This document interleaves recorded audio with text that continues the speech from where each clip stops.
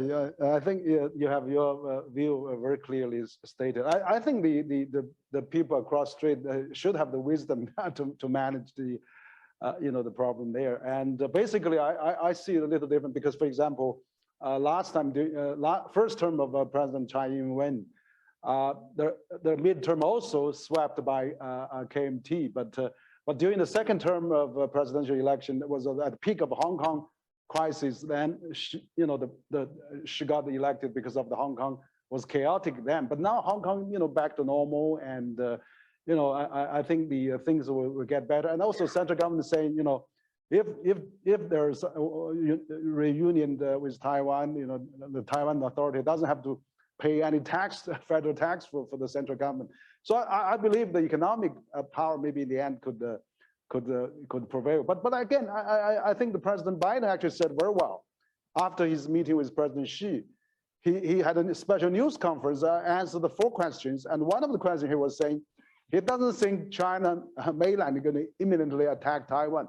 That's put a lot of companies' B plan on hold now. So because they're all worried next after Ukraine will be Taiwan. But even I'm sure President Xi convinced President Biden China will not attack Taiwan imminently. That's why President Biden says that. Yeah. So I hope that we can really have, they were saying next year or 2027 now, and not imminently anymore. So let's really concentrate on peaceful solutions, and then with Hong Kong in stable condition, and I hope that in 2 years' time, and also recently Chinese mainland government announced there's going to connect, opening Fujian, those areas on the sea, and those across strait traffic. So hopefully we'll see more better news out of this. But please, there's no more another Congress leader or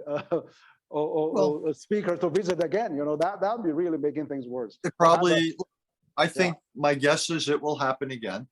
That I'm not. I simply look at what is being said on, and I think you'll have future visits. I think that's inevitable. That I don't know if it'll be a new Speaker of the House, but I look at what is being said in American politics. So I think one has to assume there'll be future visits, and this will be judged as provocative in Beijing on the mainland. And the question then is, how do we manage this? And given our political system, the executive branch cannot prevent the legislative branch from doing certain things. And there'll be visits by congressional leaders. There could be visits at some point by candidates. And the choice for the mainland then is how to respond to it. They don't affect official policy. I understand they're not welcome. These visits are not welcome on the mainland.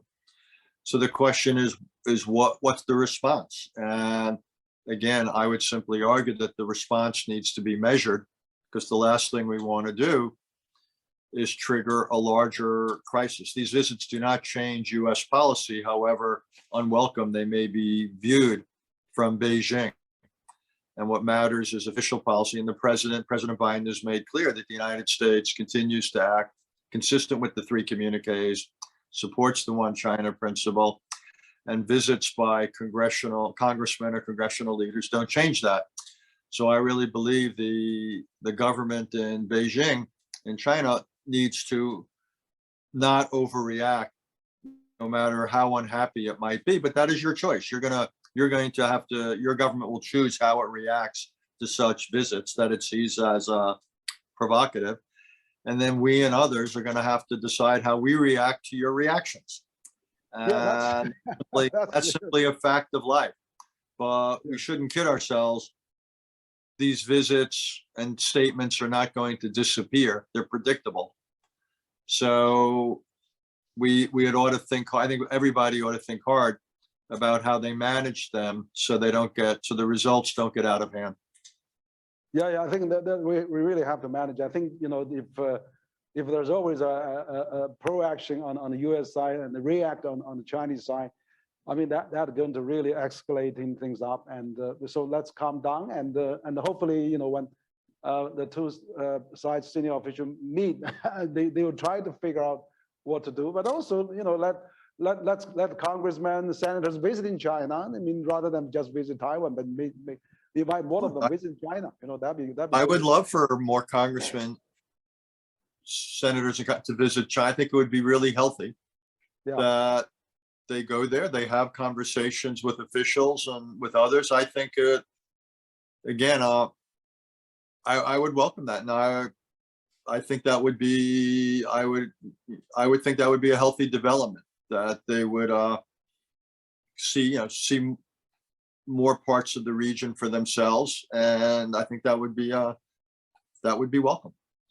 Yeah, that'd be great. I think absolutely. I mean, now after 3 years of isolation and not communicating, now we have already first time the senior official Blinken is coming, and hopefully other USTR, Secretary of Commerce, and Secretary of Finance, everybody comes, and then we have more congressmen, senators coming, and then Chinese, NPC members all visit the U.S. Let's resume those dialogues. Very important. Hopefully, hopefully even leaders of think tanks will be welcome in Beijing. So I look forward to Sure. This is the longest I've gone without visiting China in, I can't remember, in my modern adult life. It's probably been 3 years because of COVID. And I think that, to me, it's frustrating because every time I go and I have conversations, you know, whether in my last trip with people like Wang Yi or Yang Jiechi and others, I believe it's important for people like me to have contact with their Chinese counterparts to get a firsthand feel, or Wang Qishan and others. It's the way to get an understanding of what is going on. And so I don't think it's healthy for the relationship that there's, you know, we haven't had many contacts face to face for 3 years. So I think it won't solve everything. I'm not naive, but I do think it will be a positive development. When it's, yeah, I agree. We agree. See, I knew we'd find something we agreed on there. There we go. That's great.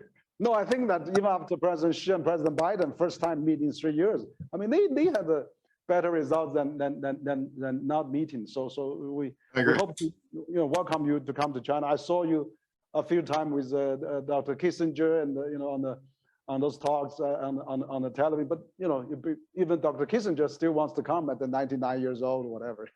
Well, he's going to turn 100 in about 6 months. You better get that invitation there. Yeah. Well, again, I mean, maybe we'll talk a bit further. Just one or two questions. But on this global governance, you are global, running a very big global think tank there. And so what about you're going to talk about global solutions? We talk about diplomatic relations and how we can getting through all those challenges, difficulties. But what about economic? How about CPTPP? Economic framework, or BRI, B3W, can they work together? World Bank and AIIB. Yeah. So, what do you think about those economic? Well, good questions. Look, I'm a great believer in regional and global economic institutions. I believe if you go back to the period after World War II, what began as the General Agreement on Tariffs and Trade became the World Trade Organization, I believe was an important engine of global economic growth. I believe institutions like the World Bank and the IMF have been, for the most part, helpful. I worry now about the failure of the World Trade Organization. I also believe, I disagree with my own country's decision not to enter what was TPP, now CPTPP. I believe that we should be a member of that. I worry about the elements of what you might call deglobalization. I think that's unhealthy. I understand why it's happening. Political reasons, COVID reasons, other supply chain reasons, security reasons. But I'm concerned about some of the implications. Look, I would like the United States, as I said, to be more active in regional economic relations. I think for other initiatives by China and so forth, a lot depends on the terms.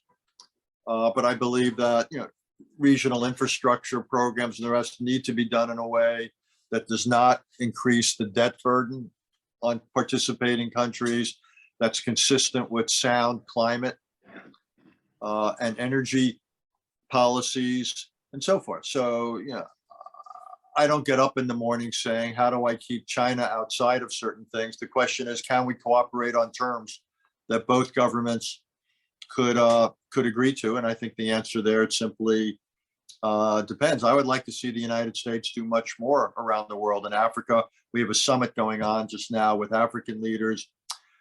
I would like us to do more in terms of promoting infrastructure and development around the world through trade, through investment, through finance.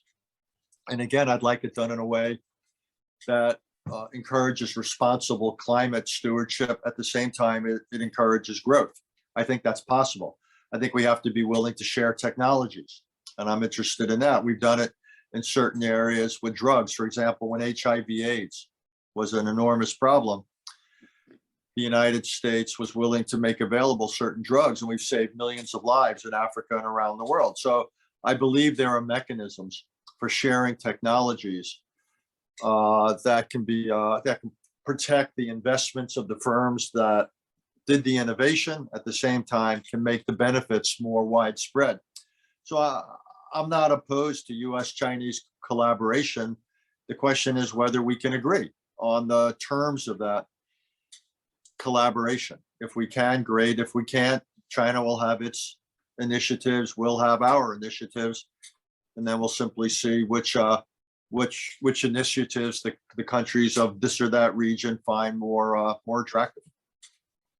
Yeah, I think you're absolutely right. I think we need more joint initiatives. I mean, now we have this climate change is a consensus we are facing a common threat. So China was forthcoming and set up. The president mentioned about before 2030, China will reach a carbon peak and the 2060 neutral before 2060. So could be a few years ahead of schedule.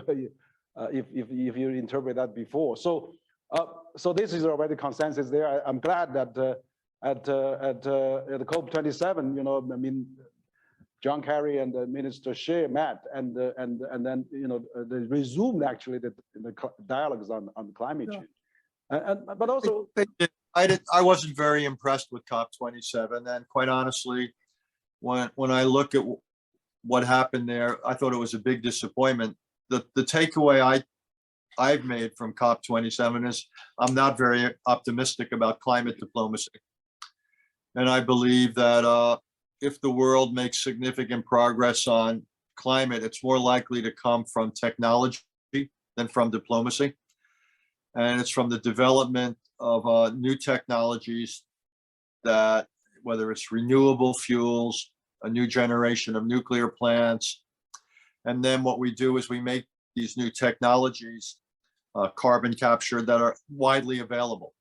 But there was a big article in the New York Times, I think it was yesterday, about, I'll just choose, in this case, it was about India's path and how India's path towards economic growth and how dependent it was, not just on fossil fuels in general, but on coal. And that's, quite honestly, that's terrible for India. It's terrible for the world.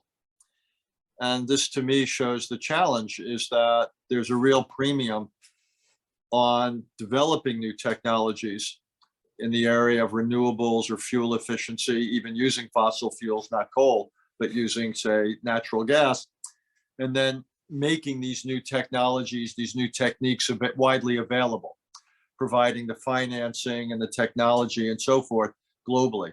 And I actually think that'll be more important than COP28 or COP29 or COP30.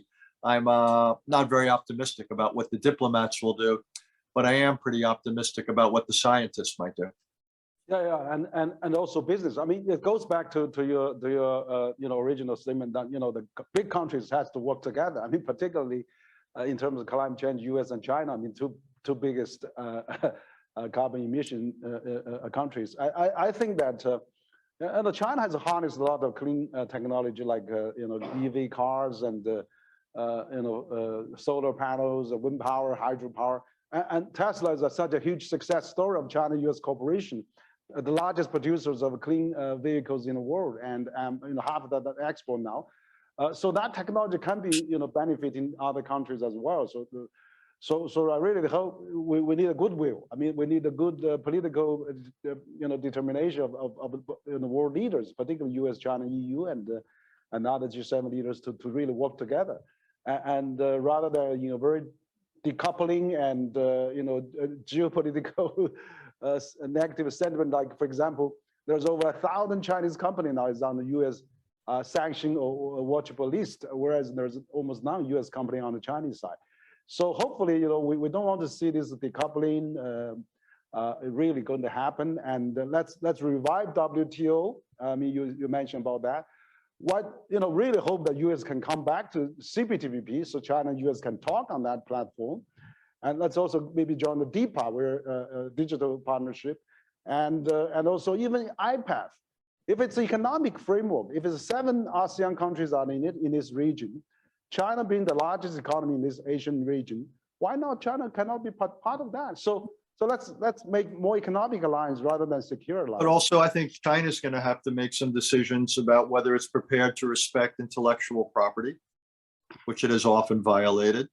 China's also going to have to, there's real issues. I'll just be blunt again. I'm not a diplomat anymore, about the uses China makes of certain technologies, whether domestically or internationally. Plus, the question is, how do we manage areas of cooperation or sharing, given the reality that we are competitors in many areas? So it's complicated. But I think it's not just a question of promoting more collaboration. There'll only be collaboration if we agree on the rules of the collaboration and if the context is stable. But if we can't agree on the rules of the collaboration or the larger context of the relationship is problematic, then it's not going to happen. So, that's simply a fact of life. That's all. Sorry to be introduced a degree of realism, but that's where we are. No, thank you, Richard. You've been very frank. But again, that's probably several years, 5, 6 years of Trump's point. China now is the largest patent applicants in the world now, and the last 3 years, China made a lot of progress. Sure. 5, 6 years. So we hope that U.S. friends has come to China to see that, because there's more motivation for Chinese company to safeguard their intellectual properties now, if not more so, compared with the counterparts in the U.S. That would be great. Like if China basically becomes, across the board, much more, protective of patents and intellectual property, I think that would be a healthy development. And I think that would be one of the things that would contribute to an improved economic and possibly even political relationship. Right now in the United States, you have a lot of disillusionment with China. 20 years after China, the United States, as you know, supported China's entry into the WTO. And there's a lot of, I'll be honest with you, regret about that. Because people feel that China used that relationship to access certain technologies that help China's economic relationship. And we didn't see either the respect for the technology, for the patents, nor did we see the kind of behavioral changes we wanted to. So if there's going to be economic cooperation going forward, people are going to have to be persuaded that it will be different going forward than it was over the last 2 decades. We don't need to debate the past. I'm just saying that's the way it's perceived here. No, I think you certainly has a lot of concern there. I mean, that's why China become a bipartisan consensus on the negative side. But again, I think probably in the end, we have to really coexist and peacefully and maybe accept each other as it is, because China actually, now they call it a Chinese path of modernization. basically China has a hybrid economy now, where 60% private sectors generate 6% GDP, and then you have another 20% SOE does all the dirty jobs of social welfare and corporate responsibility, lift the property and all the things, and another 20% multinational employs 40 million people in China. Just Foxconn employing 2 million just by one company. So, and then they generate 50% of China import-export. So this kind of hybrid trilateral economy is not found anywhere in the world. But it's really good for China, and so if China is not exporting refugees, not export hunger and things like that, that's the success of WTO, and that's the good payback for the world. So hopefully, we can live peacefully together. Yeah. No, hopefully we can. I think China's economic accomplishments are impressive and real. And my own view is that the United States should not, our policy should not be predicated on the notion of changing China's nature. I believe that's for China to decide. But we should be, but it's totally legitimate for us to try to alter China's behavior in its foreign policy. And that, to me, that's what foreign policy is all about. And that's what diplomacy is, one of the tools towards that end. So we want to encourage certain forms of Chinese behavior. We want to discourage other forms. That's a legitimate goal for China's foreign policy when it comes to the United States. So my view is we have to accept our differences in nature. We may be critical at times and we may speak out about it for reasons of principle, but I don't believe that as a rule, we ought to allow those differences to preclude cooperation in foreign policy. And that's what makes me a realist. Not everybody agrees with me, but there you have it. Yeah. Thank you, Richard. Absolutely. I think we're having a very fascinating discussion, and then really open dialogue and on both sides, and we really hope that the cooperation and also more talk face-to-face meetings that we can have a better understanding. I think there's already several years passed without physically two country people visiting each other. I was in the U.S. in July. I was overwhelmed by curiosity on people from mainland. They really Chinese people also want to see more Americans coming as well, American student and tourists and vice versa. So really, I think you've been the leaders in the think tank community, and also you have such a very influential magazine, Foreign Affairs, really has a lot of good suggestions. So let's really talk and more discussions and also have a multilateral system. Let's put all the difference into the multilateral system and have more platform to talk about that, and so that we can really have a better world and a better situation to come. So we're probably going to conclude, and so maybe you have some final words, and Dr. Haass, maybe to conclude. Just to thank you for this opportunity, and to thank you for your openness to this kind of an exchange.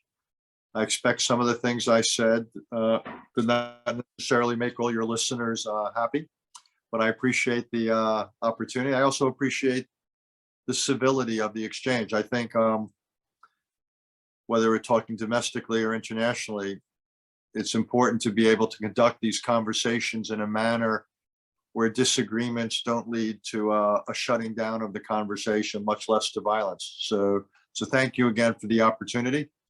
Thank you again for the spirit in which this was done. And again, as I said at the beginning, though, as much as I appreciate these Zoom conversations, I look forward to a conversation in person the next time I come to your country. So thank you very much.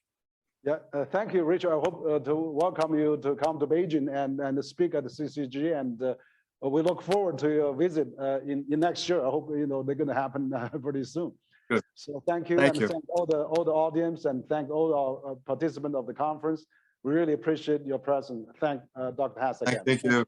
Thank you. Stay healthy, stay well, and I look forward to seeing you. Thank you. Thank you very much. Bye-bye.